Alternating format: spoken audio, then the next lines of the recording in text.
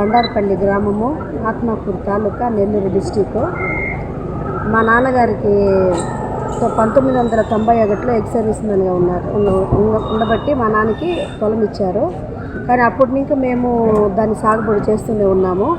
ఇటీవల మా ఊరు సర్పంచ్ గారు, ఇది మీది కాదు, మీ సర్వే నెంబర్ ఇక్కడ కాదు, వేరే దగ్గర ఉండేది, మీరు ఎందుకు చేస్తారు, మమ్మల్ని అడ్డుపడి వేసి నారు కూడా మమ్మల్ని ధ్వంసం చేసి మమ్మల్ని చాలా ఇబ్బంది పెడుతున్నారు. కాబట్టి మీరు మాకు స్పందించి మా పొలము మాకు దక్కాల్సిందిగా కోరుచున్నాము.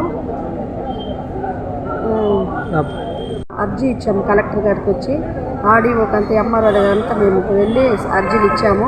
కానీ ఎవరు స్పందించలేదు. కానీ ఇప్పుడైనా మాకు న్యాయం చేయాలని కోరుచున్నాము.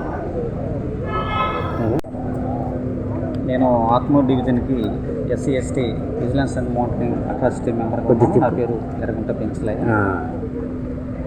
విషయం ఏమిటంటే, బండారపల్లికి చెందిన కోబల వెంకటి అని ఆయన military ex service man.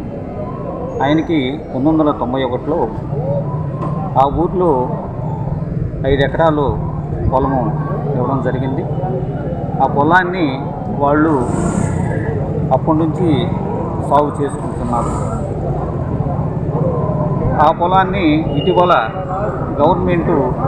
TDP government వచ్చిన తర్వాత ఆ ఊరికి చెందిన సర్పంచ్ పింఛన్ నాయుడు అనే అతను ఆ పొలాన్ని ఆక్రమించుకొని ఈ బాబుల వెంకటి వాళ్ళకి సంబంధించిన వాళ్ళని ఆ పొలంలోకి పోనీయకుండా, ఈ పొలం మీకు సంబంధించింది కాదు, ఇది గ్రామానికి సంబంధించింది, మాకు సంబంధించింది, మీరు అక్కడికి వచ్చేదానికి లేదు అని చెప్పి వాళ్ళు నారు పోసున్నా కానీ దాన్ని విన్నేసి ఆ నీటి అవకాశం కూడా ఇవ్వకుండా, వాళ్ళు అక్కడ బోర్ వేసుకుని ఉంటే ఆ బోర్ను కూడా పీకేసి వాళ్ళని నానా రకాలుగా ఇబ్బంది పెడుతున్నారు.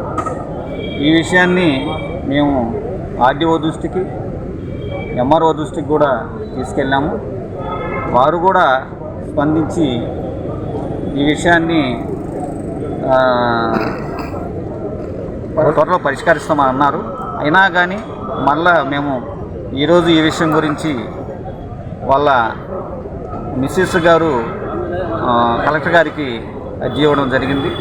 కాబట్టి ఇప్పుడైనా అధికారులు స్పందించి వెంటనే వాళ్ళకి ఆ పొలం విషయమై వాళ్ళకి అందేటట్టు చేసి వాళ్ళకి న్యాయం చేయగలరని ఈ సందర్భంగా నేను కోరుతున్నాను.